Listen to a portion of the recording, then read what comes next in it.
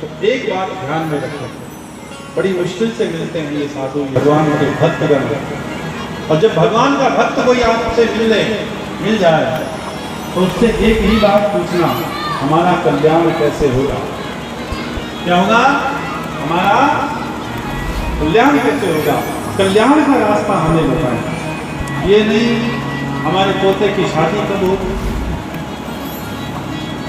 हमारा बिजनेस कैसे चलेगा, हमारा वो कैसे होगा, हमारी बहू माना हमारी क्यों मैंने वो किया मानसी, कोई डोरो कोई बहू जब का सास बैठती माना तक शाम तो उसका कोई डोरा। तो हम लोग तो भगवान संतों के पास जाते हैं, भक्तों के पास में जाते हैं, तो ये टोटके लेकर के जाते हैं कि हमें कोई टोटका मिल जाए, हमें ये मिल जाए। नहीं, संतों के पास में जाए तो अपने कल्याण की बात करें। ये तो दुनियादारी है, सुख दुख धूप छाम, ये तो आता जाता है, यश और अपयश ये भगवान के हाथ में है। तो संतों के पास में ऐसा धन है जो आपको प्राप्त हो गया तो ये लोक भी सुधर जाएगा, तो लोक भी सुधर जाएगा। बोली संत समाज की जय, गौ मात की जय। महाराज संकादिक ऋषि बड़े प्रसन्न हुए। आनंद वन के अंदर हरिद्वार में ये कथा प्रारंभ हुई और उस कथा के अंदर नारद जी बैठे हैं, आह्वान किया भक्ति देवी का, भक्ति देवी आई हैं, ज्ञान और वैराग्य अपने पुत्रों को लेकर के बैठे। पता चला जब गंगा घाट के लोगों को पता चला कि नारद जी जैसे श्रोता और संकादिक ऋषि जैसे वक्ता कथा बड़ी सुंदर मिलेगी सुनने को, तो सभी के सभी आए। जो लोग नहीं आ रहे थे उनको भृगु ऋषि जी बुलाने के लिए गए, और बुलाने के लिए गए तो कहा कि अरे भाई कथा प्रारंभ हो गई, आप लोग आ नहीं रहे, क्या बात है? तो उन्होंने कहा हमें निमंत्रण नहीं आया हमारा, बिना निमंत्रण हम कैसे जाए? तो भृगु ऋषि कहने लगे कि मूर्खो, सत्संग में कथा में कभी भी निमंत्रण की आवश्यकता नहीं होती। आज भी कई लोग ये कहते हैं कि भाई हमें तो निमंत्रण दिया ही, हम कैसे जाएं कथा में सत्संग में? बल्कि कथा सत्संग के अंदर निमंत्रण की आवश्यकता नहीं होती।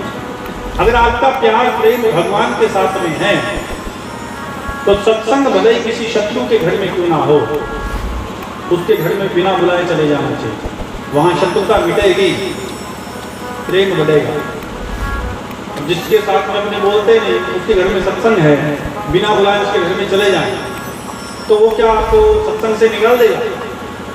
बोलो, निकाल देगा?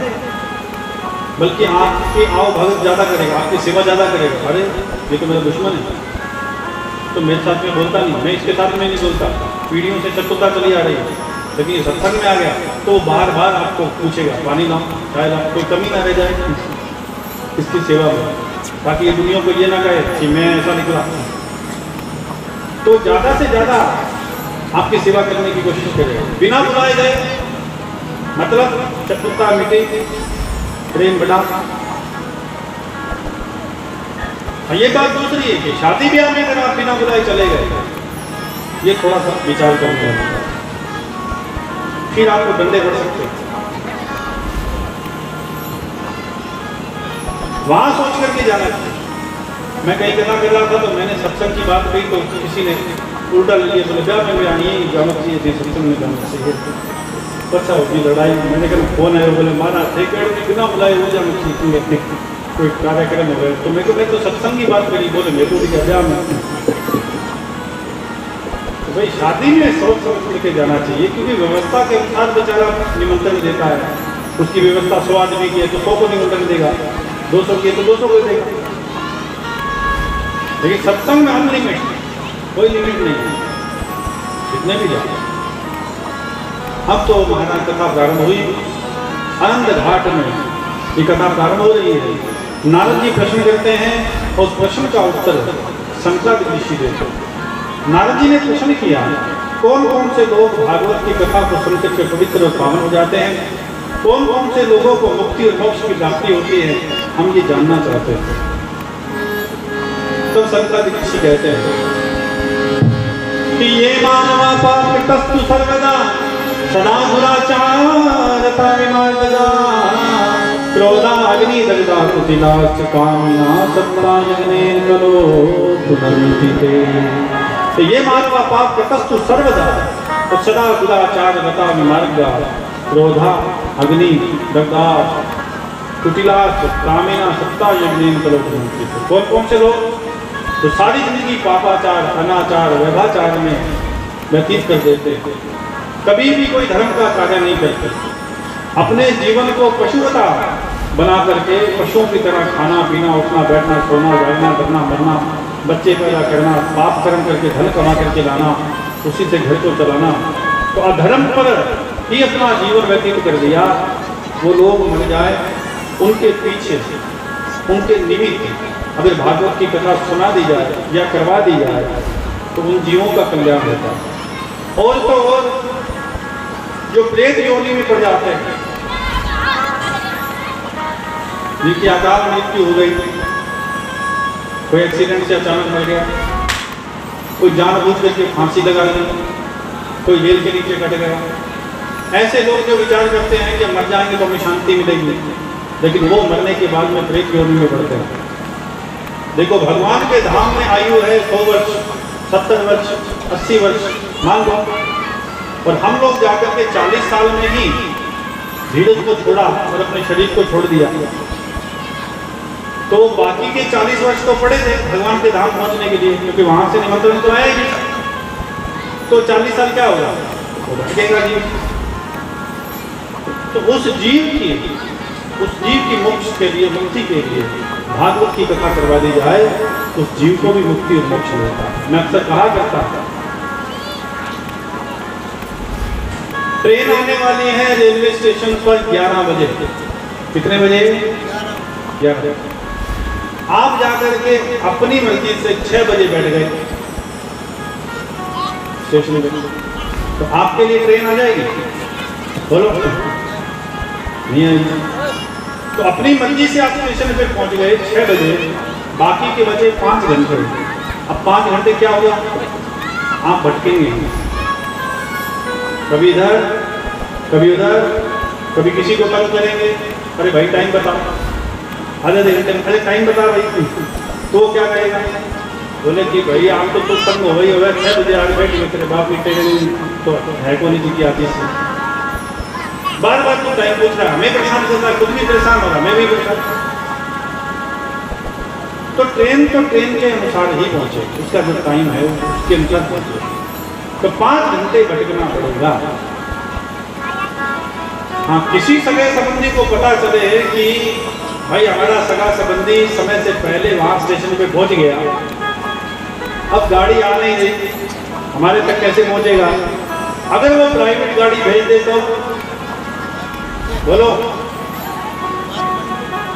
फोन कर दे और प्राइवेट गाड़ी भेज दे कि भाई ट्रेन को तो बहुत टाइम है, वहां पहुंचने में हमारे पास पहुंचने में बहुत टाइम लगेगा तेरे को, तो प्राइवेट गाड़ी भेज रहे हैं तेरे लिए, तो जल्दी पहुंच जाएगा। ठीक इसी प्रकार जो प्रेत योनि में पड़ा हुआ भटक रहा है, उस प्रेत योनि से उसको मुक्ति प्रदान करने के लिए भागवत की कथा, और भागवत की कथा अगर उसे सुना दी जाए, उसके निमित्त करवा दी जाए, तो श्रीमद् भागवती वार्ता प्रेत पीड़ा विनाशनी, तो प्रेत योनि से मुक्त होकर के परमात्मा की प्राप्ति कर लेता है।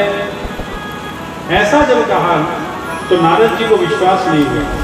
नारद जी ने कहा कि ये खाली बात है या कोई प्रमाण भी है? तो प्रमाण है। क्या प्रमाण है? तो पौराणिक कथा सुनाई कि तुम भद्रा तटे पूर्वम बुद्धपत्नमुत्तमं यत्र वर्णा सौधर्मे सत्य सत्रं तत्परा। तुम भद्रा तटे पूर्वम बुद्धपत्नमुत्तमं, तुम भद्रा तट के पास में एक गांव था, उस गांव के अंदर आत्मदेव शर्मा नाम का एक ब्राह्मण रहा करता था। आत्मदेव शर्मा की एक पत्नी थी जिसका नाम था धुंधली। क्या नाम था जी? बोलते हैं ना, हाँ, ताकि मेरे को पता चले कि आप लोग सुन रहे हैं, आपको याद हो जाएगा। धुंधली देवी, शादी को कई वर्ष व्यतीत हो गए, लेकिन उनके यहाँ कोई संतान नहीं थी। आत्मदेव शर्मा धनाढ्य था और इतना धन उसके पास में था कि 3 पीढ़ियां भी अगर बैठ कर खाएं तो प्यार से खा सकती थी, इतना धन। दुर्भाग्य ये कि संतान नहीं, पुत्र नहीं। घर में पेड़ लगाया, फलदार पेड़ लगाया, पेड़ बड़ा हो गया लेकिन उसको कोई फल नहीं मिला। गाय घर में लाई हुई, गाय तो लाई बढ़िया, लेकिन गाय के भी कोई बछड़ा नहीं हुआ। अब तो लोग भी ताना मारते हैं कि ये निपुत्र है, निपुत्र का मुख नहीं देखना चाहिए। ऐसी विचारधाराएं लोगों के मन में आती हैं और वो लोग कहने लगे। आत्मदेव शर्मा बड़े दुखी हो गए। आत्मदेव शर्मा ने मन में विचार किया कि इससे भला तो मरना ही ठीक है। मैं पूजा करता हूँ, पाठ करता हूँ, जितना धन कमाता हूँ उसमें से आधा दान भी करता हूँ, लेकिन फिर भी मेरा दुर्भाग्य देखो कि मेरे यहाँ कोई पुत्र नहीं, संतान नहीं, तो ऐसा जीना व्यर्थ है, तो ये धन भी व्यर्थ है, क्या काम है। तो मन में इतना संताप हुआ, मरने के लिए चल पड़ा। मरने के लिए गया तो नदी किनारे पहुंचा ही था, आंखों में आंसू थे कि एक संत ने देखा कि ब्राह्मण रो रहा है, नदी के किनारे बैठा है, हो सकता है भगवान के लिए रो रहा हो। जो ब्राह्मण है त्रिकुंडल लगाया हुआ है तो भगवान के लिए रो रहा होगा। संत ने जाकर के पूछा, कथम रोदसी विप्रतम काते चिंता बलियसी वत्तम सतुरमय्य सर्वस्य दुःखस्य कारण। हे विप्र, हे ब्राह्मण, तुम क्यों रो रहे हो? क्या भगवान की याद आ रही है? भगवान के लिए रो रहे हो? तो बोले नहीं। अच्छा, तो आप सत्संग में कोई भाव नहीं आ गए, मन में कोई भगवान के प्रति ऐसा भाव आ गया या भक्तों के प्रति कोई भाव आ गया, तो रो रहे हो? बोले नहीं। और अक्सर मैंने भी देखा, और अक्सर हम सभी देखते हैं कि भगवान के लिए कोई नहीं रोता, दुनिया के लिए सभी रोते हैं। पूछा गया कि रोने का कारण क्या? तो कहा, महाराज इतने वर्ष हो गए शादी को लेकिन कोई पुत्र नहीं है। धन इतना है कि 3 पीढ़ियां बैठ करके भी खाएं तो भी समाप्त नहीं हो सकता, लेकिन दुर्भाग्य इतना महाराज कि पुत्र तो दूर की बात, घर में पेड़ लगाता हूं अपने हाथों से तो पेड़ पे फल नहीं होता। गाय घर में लेकर के आया तो गाय के भी बछड़ा नहीं हुआ, वो गाय भी मान गई। तो मैंने ऐसे कौन से पाप किए हैं जिस कारण से मेरे घर में ऐसा विवाह मेरे साथ में हो रहा है? मेरे भाग्य में ऐसा क्या है? संतों ने विचार किया और संतों ने कहा कि तुम पुत्र के वियोग में रो रहे हो, अगर पुत्र मिल जाएगा तो क्या तुम सुखी हो जाओगे? ऐसा किसी ग्रंथ पर संत ने लिखा है? बताओ कि पुत्र प्राप्त होने पर यही सुख मिलता है। हाँ, तो जिनके पास में पुत्र है वो रो रहे हैं। एक महाराज जी तो वृद्धाश्रम चलाना है नहीं, और हर गांव में नगर में वृद्धाश्रम होने शुरू हो गए, और किसी से भी पूछो तो उनके बेटे करोड़पति हैं। गरीबों के माँ बाप आपको नजर नहीं आएंगे वृद्धाश्रम में, बड़े बड़े लोगों को ही माँ बाप नजर आएंगे वृद्धाश्रम में। पुत्र मिल जाए तो सुख मिल जाता है, ऐसा किसी ग्रंथ पंथ संत ने नहीं लिखा, इसलिए ये चिंता छोड़ दो। अनन्य ममता विष्णु ममता प्रेम संगता, प्रभाव से सान्द्रात्मा बुधे प्रेमा निगद्यते। अनन्य ममता विष्णु ममता प्रेम संगता, इस संसार की ममता को, मोह को त्यागो, छोड़ो। पुत्र मिल जाए तो सुख मिल जाता है, ऐसा किसी ने लिखा नहीं है, और पुत्र प्राप्त होने पर भी दुख भी मिलता है। पहला दुख तो प्रसव की पीड़ा ही है, माँ को कितना दुख भोगना पड़ता है। थोड़ा सा बीमार हो गया बेटा, सुख मिला के दुख, बोलो सुख मिला के दुख। बड़ा हुआ, पढ़ने के लिए गया लेकिन पढ़ लिख नहीं रहा, बढ़िया स्कूल में लगाया लेकिन फिर भी फेल हो गया, सुख मिला के दुख। बड़ा हुआ, कहते कुछ हो रहा है, करता कुछ हो रहा है, सुख मिला के दुख। बोलो, किसी ने कहा शादी कर लो सुधर जाएगा, अब शादी कर दी, शादी करने के 4-6 महीने बाद ही वो अपनी बहू अपनी पत्नी को लेकर के अलग हो गया। सुख मिला के दुख है। हम कहते हैं कि पुत्र मिल जाए तो सुख। बुढ़ापा आने को था, बेटे ने कह दिया पिताजी वो जमीन मेरे नाम करके और देख लिया टाइम हो करो हरो कोई बहुत बात पतो को नहीं कर पता को बोल देते। सेवा की बात आई तो सेवा नहीं कर रहा। सुख मिला के दुख दुख और प्राप्त किसके लिए किया था? सुख के लिए। इस संसार में कोई किसी को सुख नहीं दे सकता। कोई तन दुखी तो कोई मन दुखी। कोई तन से दुखी है तो कोई मन से दुखी। कोई तन दुखी तो कोई मन दुखी। कोई धन बिन रहते उदास। थोड़े थोड़े सब दुखी पर सुखी राम का दास। कोई तन से दुखी है, कोई मन से दुखी है, तो कोई धन भी नहीं रहे तो उदास। थोड़े थोड़े सब दुखी पर सुखी राम का।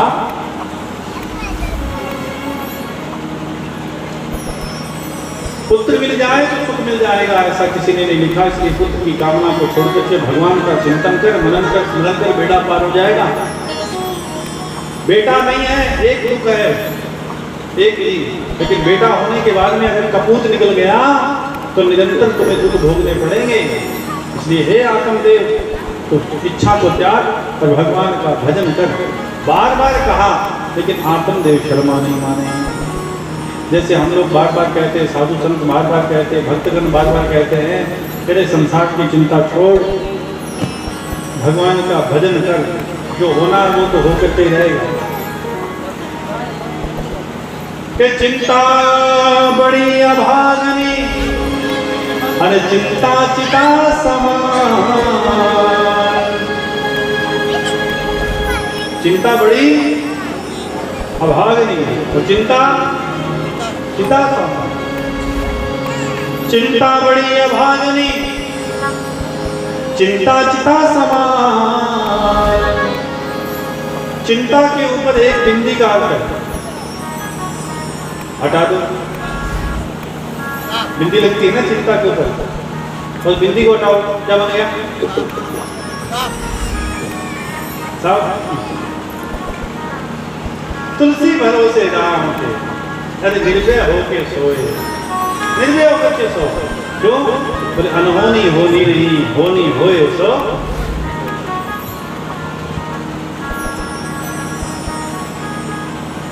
चिंता से चतुराई घटे, घटे रूप और ज्ञान। चिंता बड़ी अभागनी, चिंता चिता समान। बहुत समझाया आत्मदेव को, नहीं मानते। बोले महाराज देना है तो पुत्र, नहीं तो मैं अभी आत्महत्या करूंगा, आत्महत्या करने के लिए आया।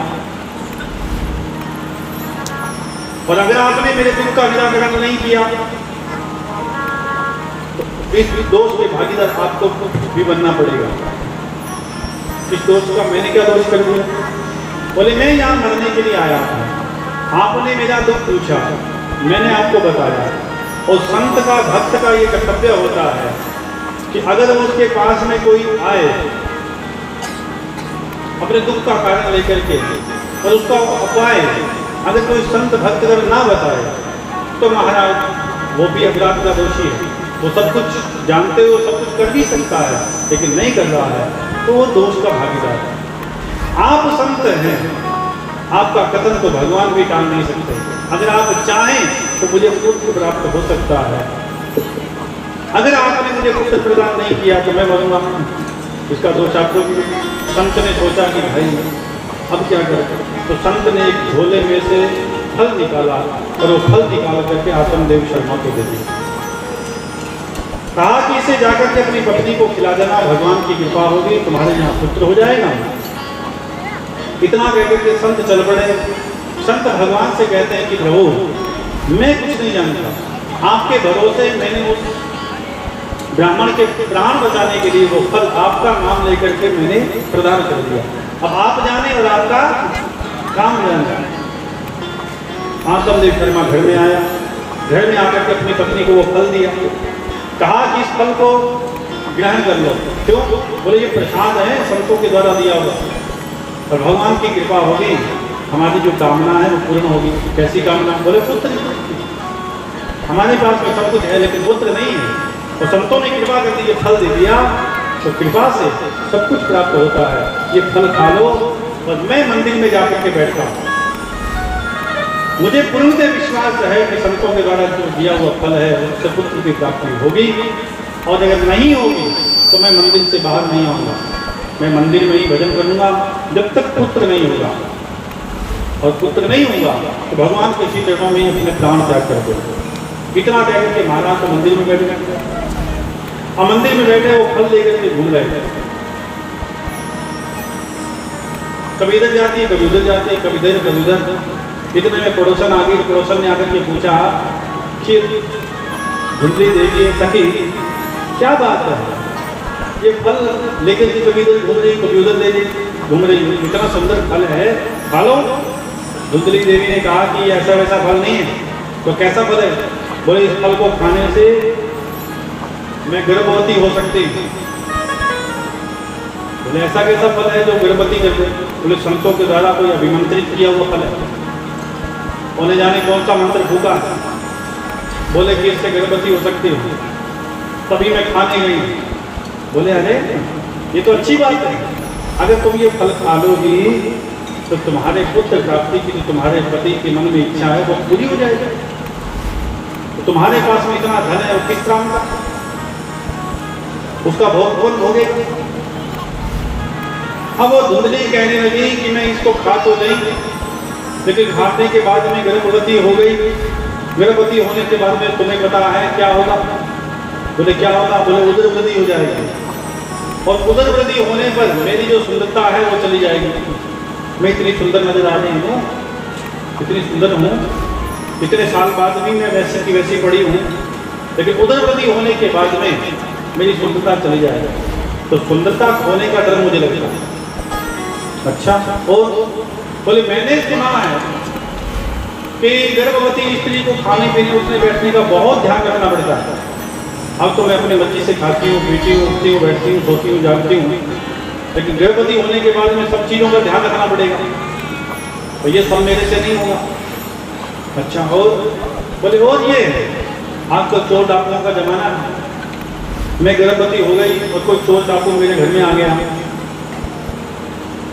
भागना पड़ा तो भाग नहीं पाऊंगा। और मैंने ये भी सुना कि प्रसव के समय भी बड़ी पीड़ा होती है। और एक बात मैंने और सुनी, क्या बहन? बोले मैंने ये भी सुना है कि अगर गर्भ का बालक माँ के गर्भ में टेढ़ा हो जाए तो माँ की मृत्यु भी हो सकती है जन्म के समय। मुझे मरने का भी भय लगता है। तो ये बात जैसे सुनी तो माथा पीटते हुए कहने लगी कि इतनी बातें सुना दी, तू चाहती क्या? तू क्या पुत्र नहीं चाहती क्या? अविद्या देवी ने जैसे ये बात कही तो अविद्या देवी कहती है कि पुत्र नहीं चाहिए तेरे को? बोले पुत्र तो चाहिए, लेकिन कोई और उपाय है तो सखी बता। अविद्या देवी ने कहा कि एक उपाय है। क्या है? बोले मेरे यहाँ 6 बेटे हैं, आधा दर्जन, और हर साल भगवान मुझे एक पुत्र दे देता है। घर में खाने के लाले पड़े, सुबह खाएं तो शाम को क्या बनाएं, और शाम को खाएं तो सुबह, इतनी गरीबी है। एक काम हो सकता है, अभी भी मैं गर्भवती हूँ। अच्छा, इस बात का पता नहीं किसी को, अभी 10 दिन ऊपर हुए। तो बोले अगर तू चाहे तो मेरे गर्भ का बालक मैं तुम्हें दे सकती हूँ, तुम्हें तो नाटक करना है बस गर्भवती होने से।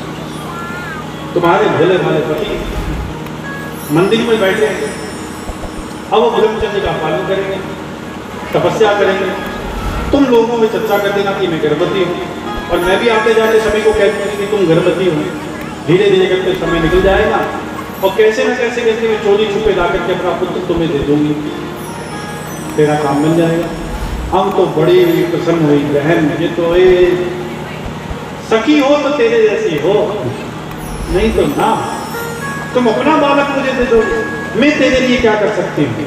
बोले अगर तुम मेरे लिए करना चाहते तो एक काम कर, क्या, मैं अपने घर का बालक मुझे दे दूंगी, तो तेरे पास में इतना धन है, तो थोड़ा धन मुझे दे देगी ना, तो मेरा काम चल जाएगा, पर मेरे बेटे से तेरा काम चल जाएगा।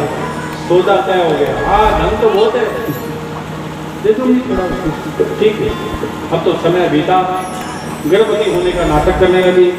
समय के साथ साथ अविद्या देवी के पुत्र हुआ, तो रात्रि काल को ला करके चोरी छुपे प्रदान कर दिया।